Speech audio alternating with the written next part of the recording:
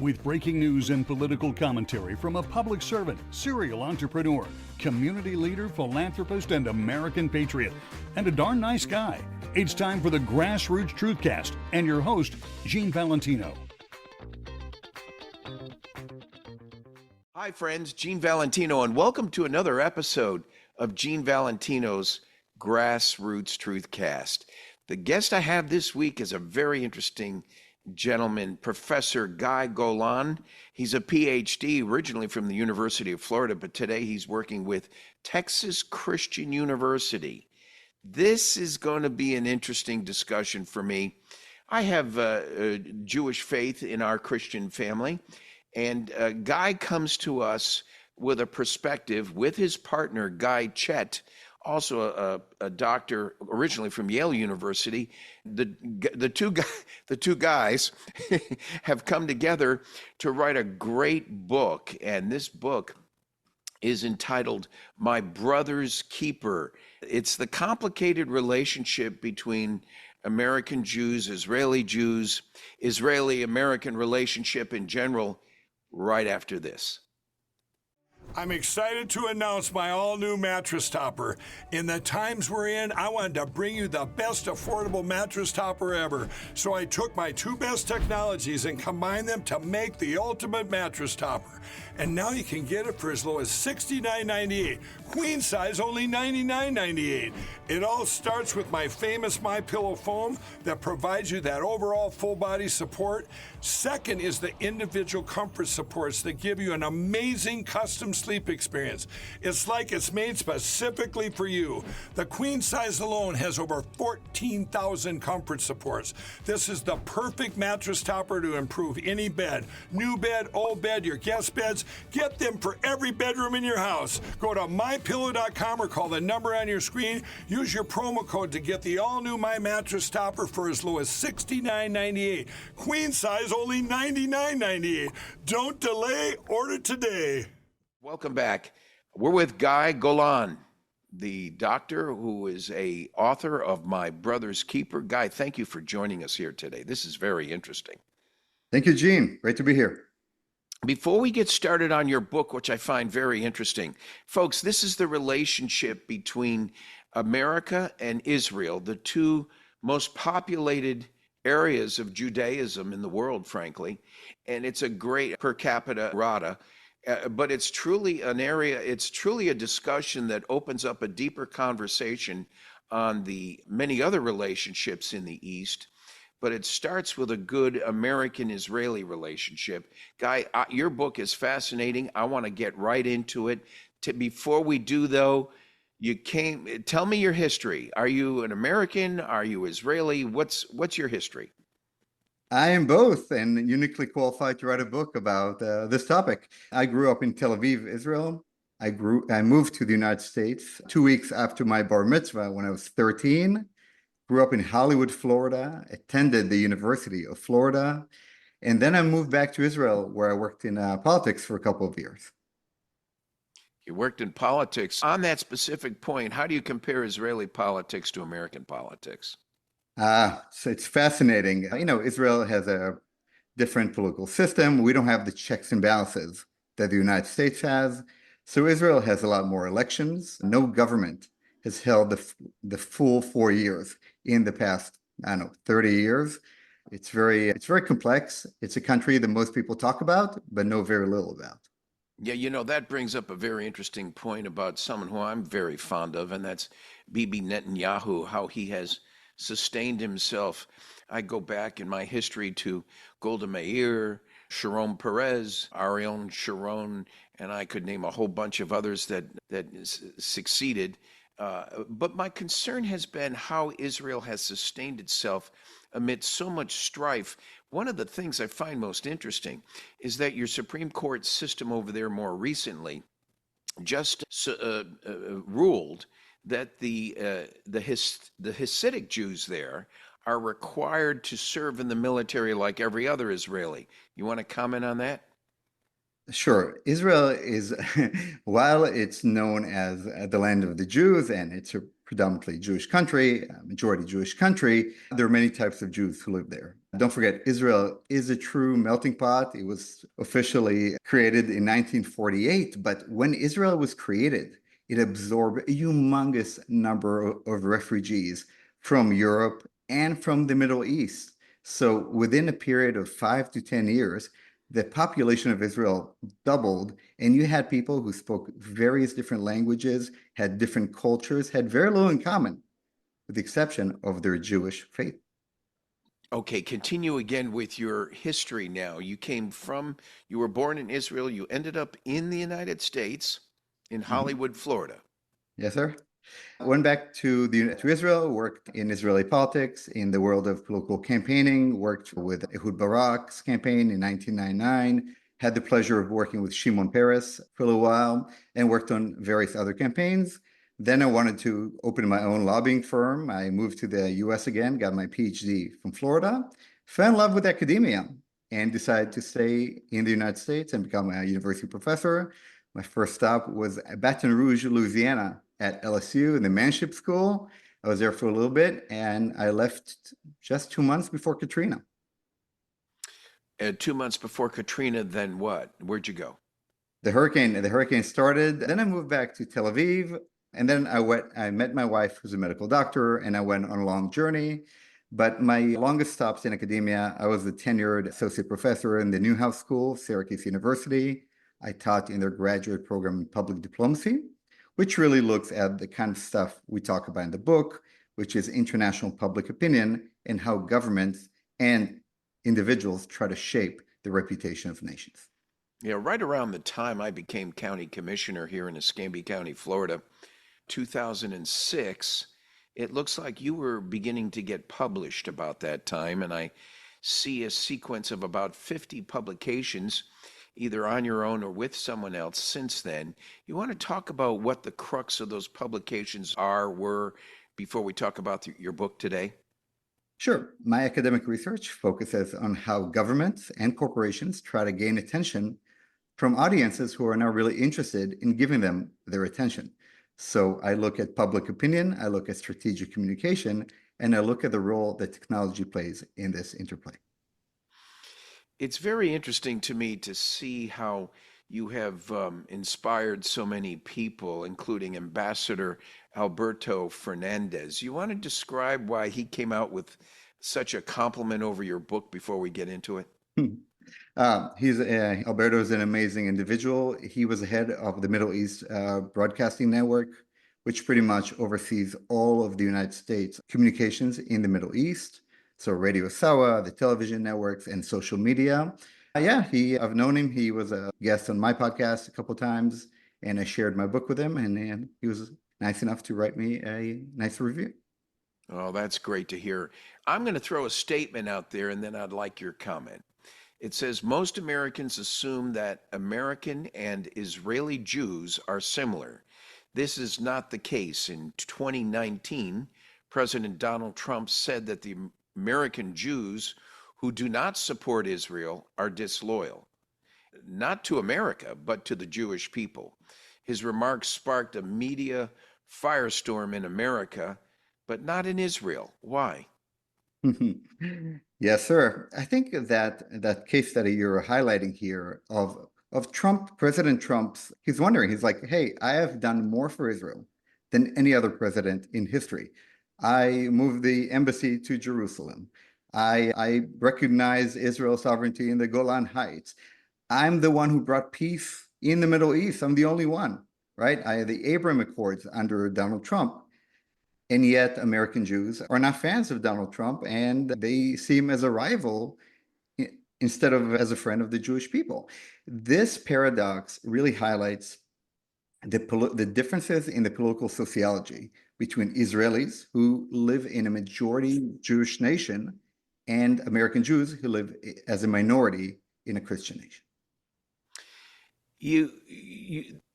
Is Judaism a religion or is it a nation? That's one of the key questions of our book, right? Is it an ethnicity? Is it a religion? Is it a nation?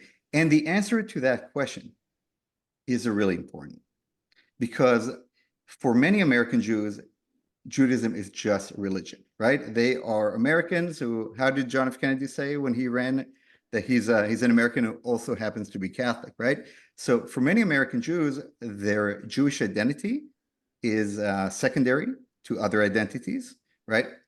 Primarily their identity as progressive liberals or as people who belong to the political left. And their membership in the Jewish nation is secondary, right? So they view themselves entirely as Americans, as progressive Americans, and they don't necessarily feel a feeling of responsibility to their Jewish brethren outside of the United States. Where in Israel, you grow up learning that Judaism is a religion and it is a nation, a people, and as a people, no matter where Jews are persecuted, the state of Israel and everybody is in there is responsible for their safety. Here in the States, we pride ourselves in our constitutional documents of a division between church and state. And we believe our four founders got it right in doing that, because sometimes it was the passion of the religion itself that created the conflict that otherwise need not exist. In the case of the United States, I'm going to ask it as a question, although I have an opinion about it, because we have the Jewish faith in my family as well. But the question is, why is it a generation or two later, the descendants of the Holocaust have not been reminding others of the trauma of that event the way our parents and grandparents did? Said differently, what's happening with the American Jew not understanding that it might be a Jew that gets tortured, killed, maimed in Israel today, ergo Hezbollah and the Houthis and Shiites and everyone else. It's them today, but it could be the United States tomorrow. What is it with the American Jews, not to mention America in general, that doesn't pick up on that sense of concern? It's a good question. Ultimately, time does what it does, right? I mean, people don't remember the Civil War in the United States, which is an absolute tragedy for the nation, right? Yeah. The Holocaust was many years ago. I mean, it was my grandparents' generation, but think one generation ahead of us, they're going to think about the Holocaust like most Americans think about the Civil War, something that was very bad, but it was very far away. Now, as for Israel, you're asking about, why American Jews, Americans in general are not really cognizant of what's happening in the Middle East. And the answer is because Americans don't really care about international affairs. The Middle East is complicated and it's very intricate. It involves a lot of details, and we don't teach this kind of stuff in school. So most people have a very strong opinion about Israel, but when if you go to the campus protesters and you ask them any substantive question about the Israeli-Palestinian conflict, they pretty much know absolutely nothing. No sense of history, no context, and no understanding of how Israel plays into the larger Middle East conflict. Folks, we're talking with Guy Golan. He's an associate professor of strategic communication at Texas Christian University. He's published over 50 peer-reviewed articles focused on, and this is the key, it's focused on the intersection between government communications, social media, and public opinion. And Guy, to that point, what is ambivalence with the American Jew toward Israel, might it not be the ambivalence of the Israeli Jew towards America?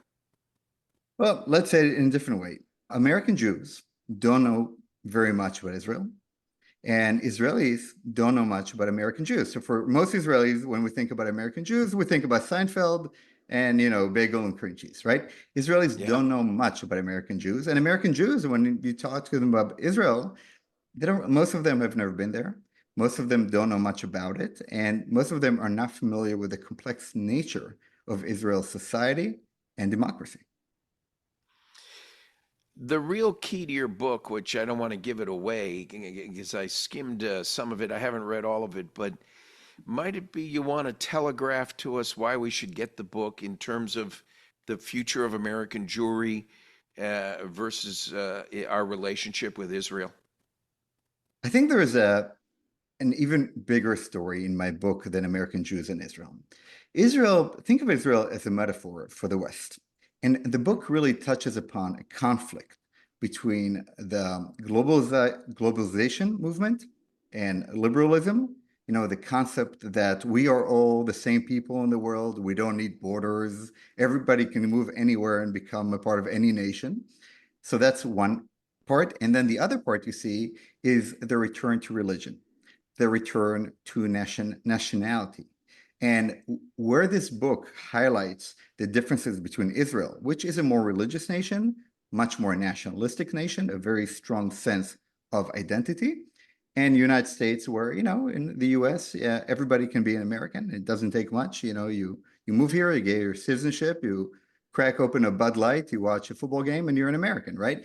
This tension between the two global movements right now is manifesting not only in Israel, it's manifesting in Europe as we speak. You see it in Holland in the last elections. You see it in Italy in the last elections. You see it in France, right, with Marine Le Pen. So the story of Israel, the metaphor of Israel, the tension between the old and the new, between globalization and nationality, those tensions play out not only in the context of Israel, but in the context of where the West is heading.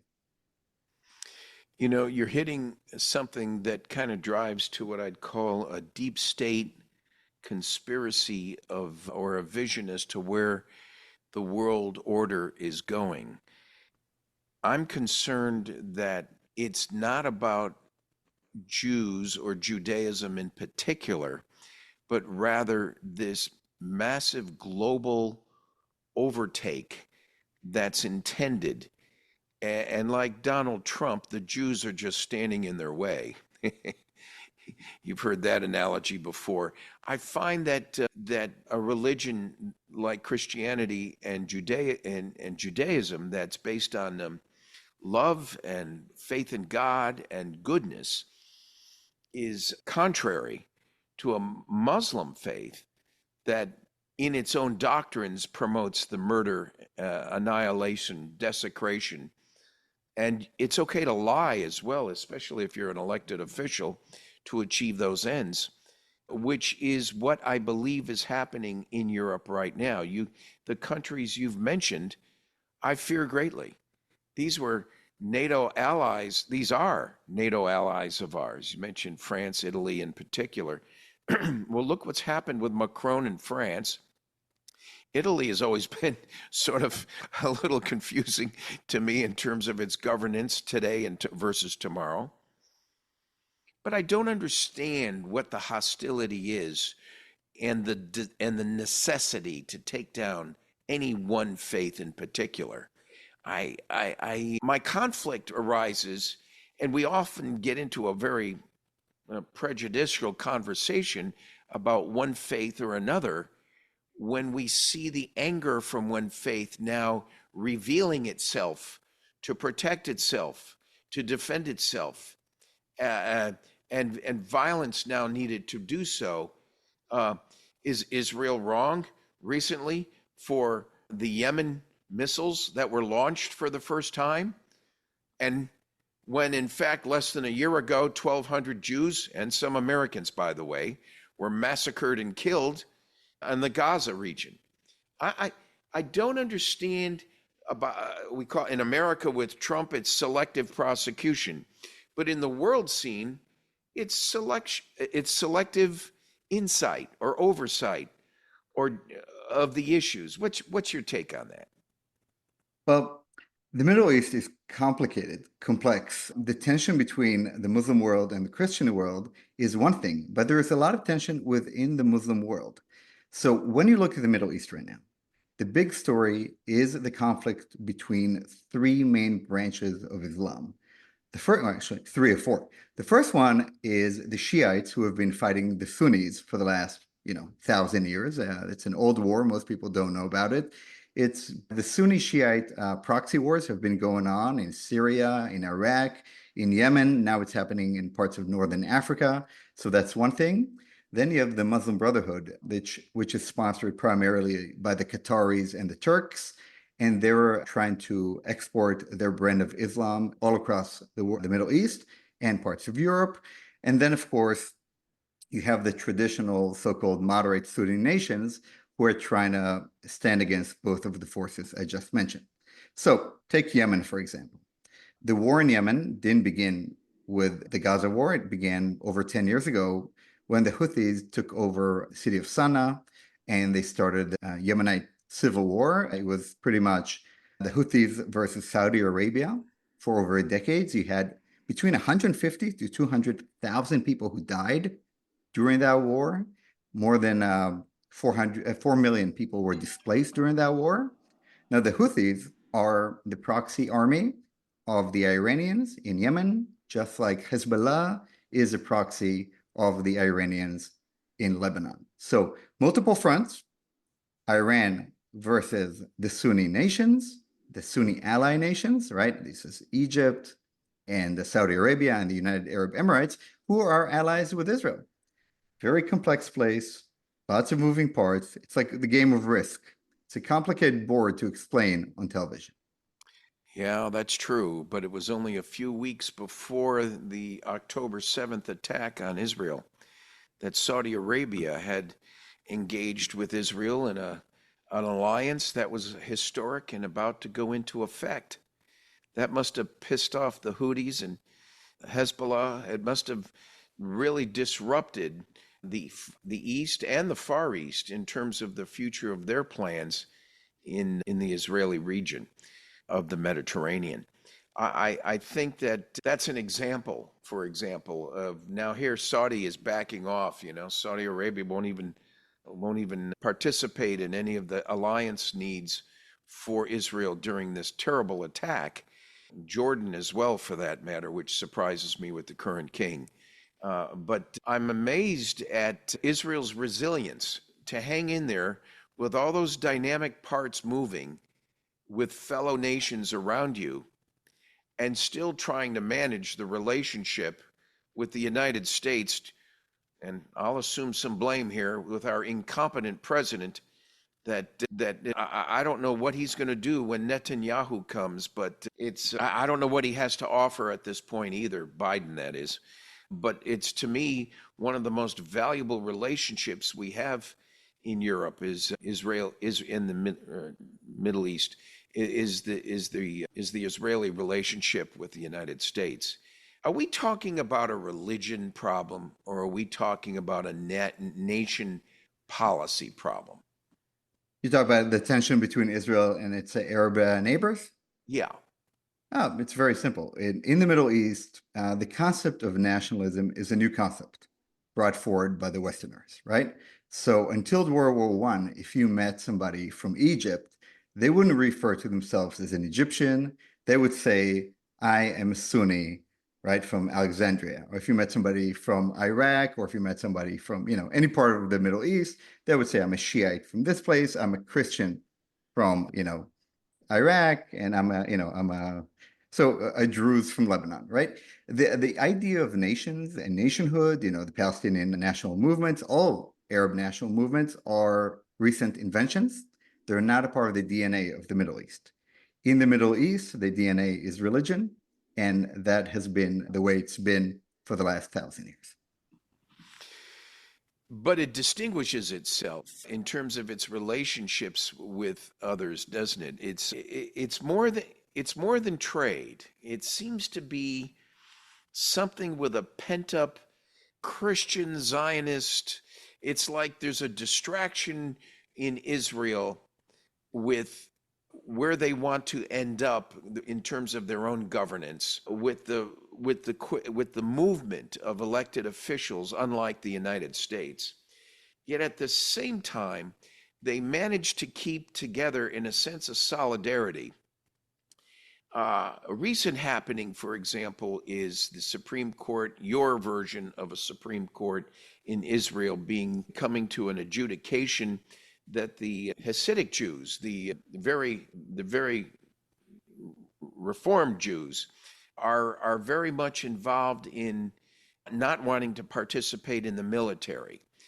Yet courts ruled that they will participate in the military. Many of them take offense to that. Do you want to explain that religious thinking, culture thinking, and government decision? So it's a complicated one to explain quickly, but I'll do my best. Israel has a small minority of highly religious people, Orthodox Jews. And again, there are many versions of Orthodox Judaism, but this small number of Israeli citizens, they do not serve in the military. In the Israeli military, their belief is them studying the Hebrew Bible and dedicating their life to religion will provide the state of Israel with more security than them carrying a gun. This goes into the many cultural cleavages of Israel, where you have many, many types of Jews, many types of streams within Judaism, right? And there is still a negotiation going on from the beginning of 1948 until now about the careful balance between religion and state and identity in the land of Israel. We're talking with Guy Golan, Dr. Guy Golan, author of My Brother's Keeper, very interesting book, talking about the complicated relationship, which we are finding complicated as well, and that's the relationship between American Jews and Israel. I think America is a little bit more resilient, though. I think we're looking to see Israel succeed. Do you ever walk away feeling that Israel kind of gets in its own way of success once in a while? Every nation does, but Israel is a true miracle. If you look at the history of it, tiny nation built on a tiny piece of land with no resources whatsoever. You look at 1948, Israel has, far, far less than 1 million people. Today, it's a large nation, powerful nation, not only militarily, but if you look at technology, if you look at the fact that there are more Israeli companies listed on the NASDAQ than any other nation besides the United States and China, right? How has this miracle happened? How is this nation that's continuously being challenged, not in terms of its standing, but I mean, literally, people are trying to decimate it. People are trying to blow it up and kill everyone, right? At the same time, where you have a war every few years, you have so much success. Israel has a robust democracy. It's got its limitations, but it's got a robust democracy. It's got a lot of culture. It's got a lot of food. It's got a lot of innovation. It's an amazing place, a great place that most people don't understand. Dr. Guy Golan, we're going to continue this discussion of My Brother's Keeper, his book he's just come out with Guy Chet, his co-author, and we're going to discuss this book and some of the chapters in it right after this. Throughout history, the spirit of patriotism has prevailed. The battles may have changed, but the values remain the same. Today, in 2024, we find ourselves at a pivotal moment where the call for unity, freedom, and a better future echoes louder than ever. For more than 10 years, Patriot Mobile has been committed to supporting the values that make our nation great. With affordable plans and reliable nationwide coverage, Patriot Mobile is not just a wireless service. It's a call to action for those who believe in the American dream. Because this year is not just any year, it's the most important year since our nation's founding. Choose a wireless carrier that shares your values. Choose Patriot Mobile.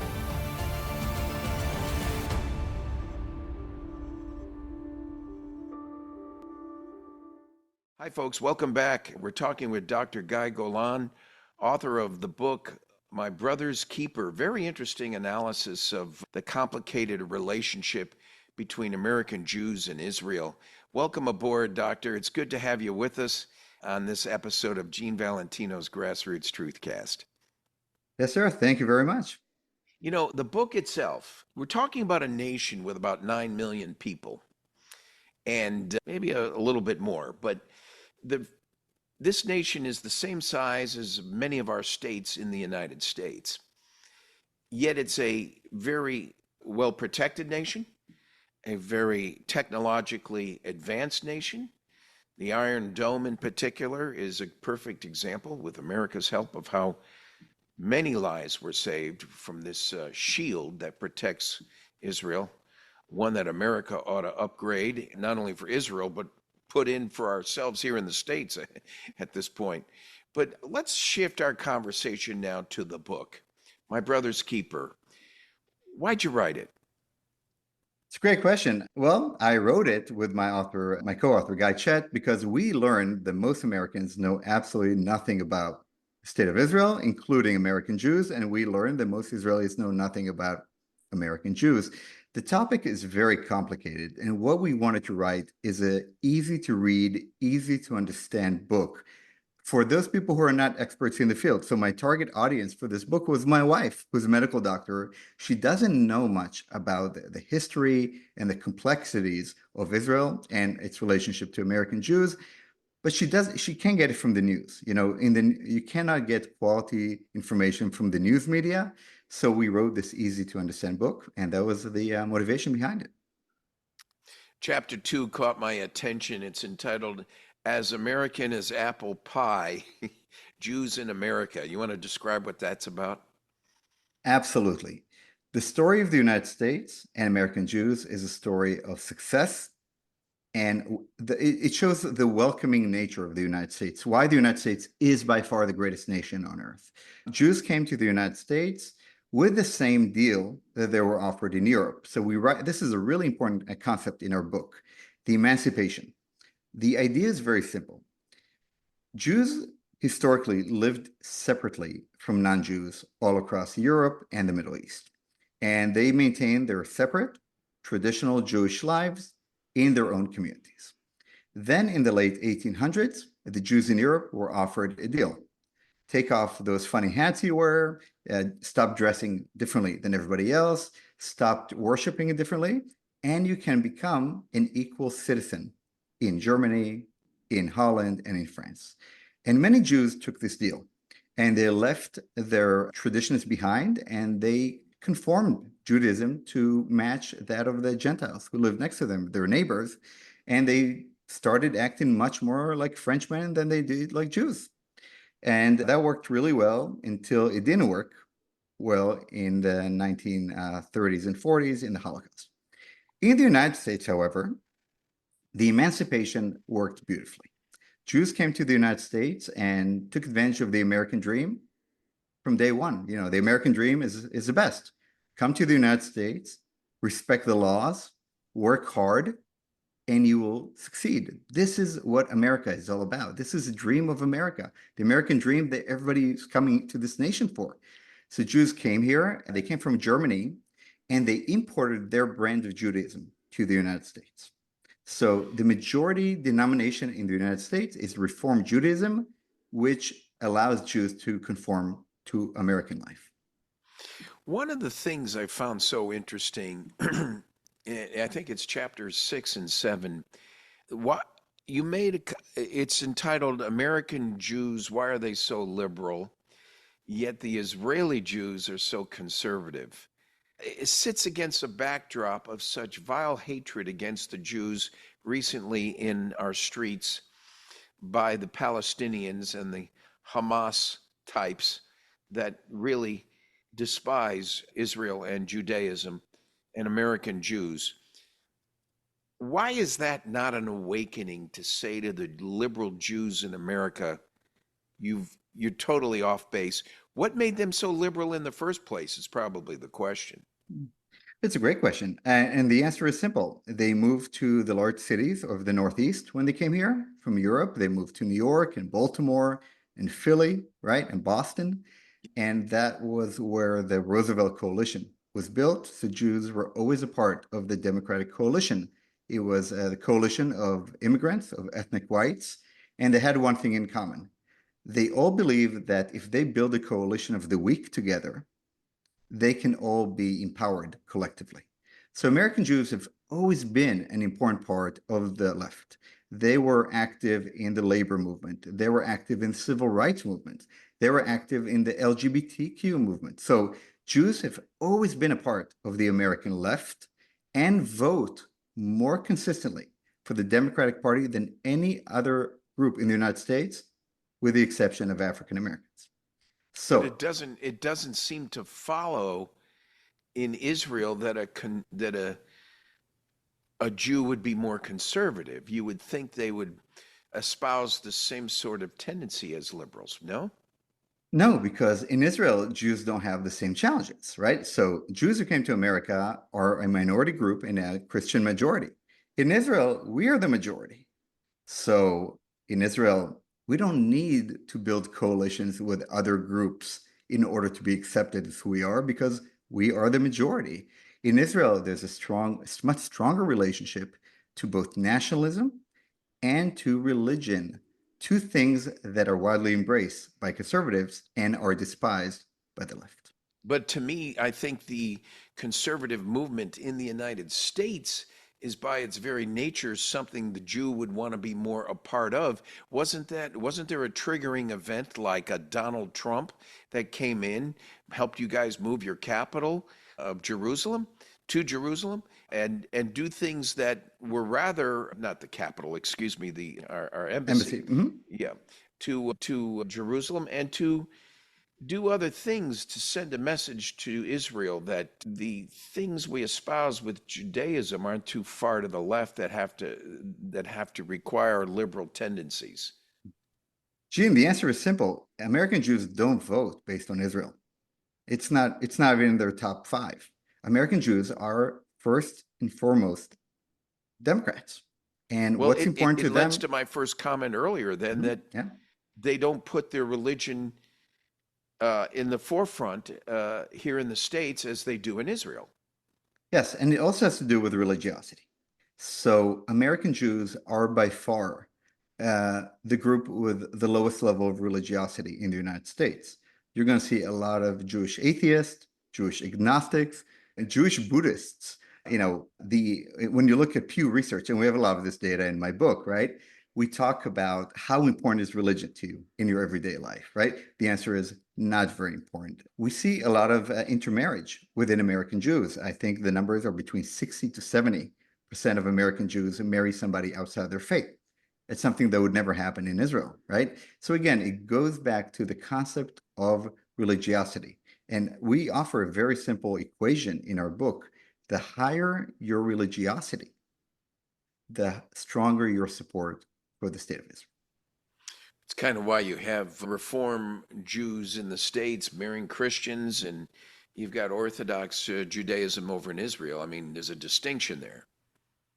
Well, the American Jewish religion in the United States, when I talk about the reform, I mean there are many streams under the non-Orthodox Judaism. There are conservatives and constructionists and all that. But under this large umbrella of Reform Judaism, the books are updated every so often to mirror the values of the left. So I'll give you an example, okay? In traditional Judaism, the prayers that have been sung for thousands of years every morning about wanting to return to Israel, about being a part of the Jewish nation, about the fact that we are a separate people from all the other people on earth. Those prayers, if you look at Reform books, prayer books, and I welcome anybody, American Jews or anybody, when you go to a Reform Jewish synagogue, you're going to see the language change. And it's not about Israel as a separate nation, but it's about inclusivity. So for American Jews, the top values of Judaism is inclusivity, right? And the promotion of the other. Where in Israel and in traditional Judaism, not just in Israel, in France and in South America, and wherever there are Jews, they're using the traditional prayers that have been consistent for thousands of years. I find it interesting that, we even in Christian schools, we say we were Jews before we were Christians. And it kind of tells me that maybe we forgot that we were Jews. Jesus was a Jew if we're following a Christian line. But why do American Jews fear Christian Zionists then? Well, let's talk about who Christian Zionists are first, because most people have never heard that term before, right? So there is a strong and powerful movement within the evangelical world of Christians who believe that it's God's wish for Christians to support the state of Israel. the Jewish state of Israel.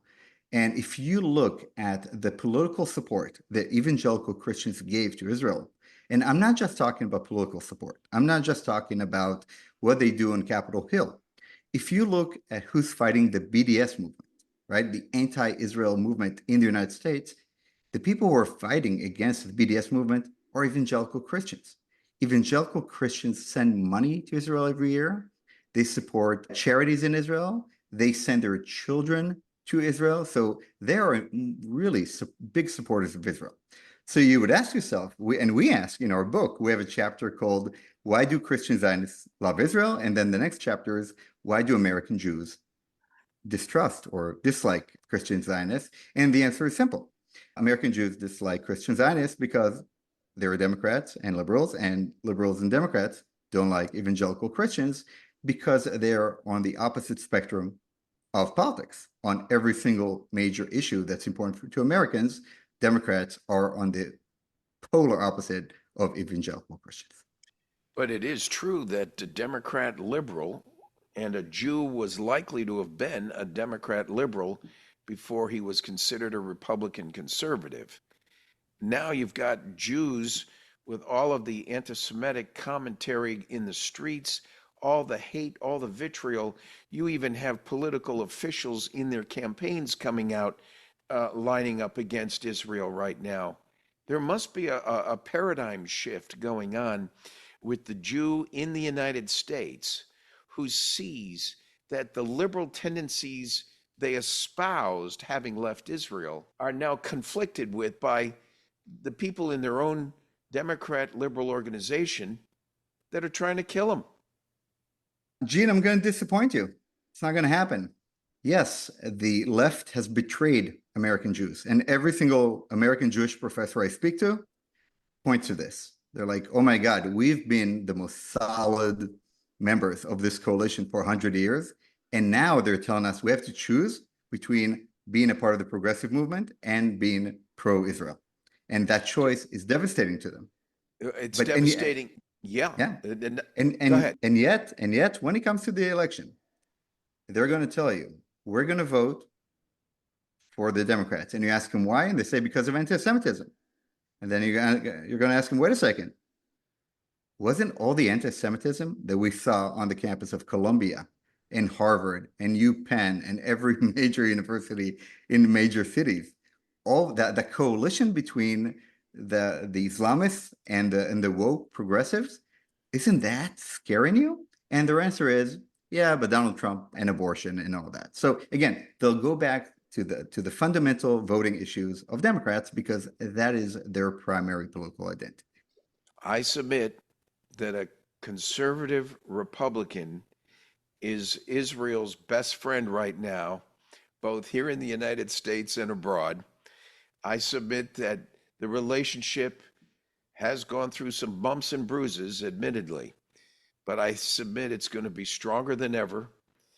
And I think sometimes we need to sometimes we have to dig a deeper hole before we are able to climb out of it, if that metaphor makes sense.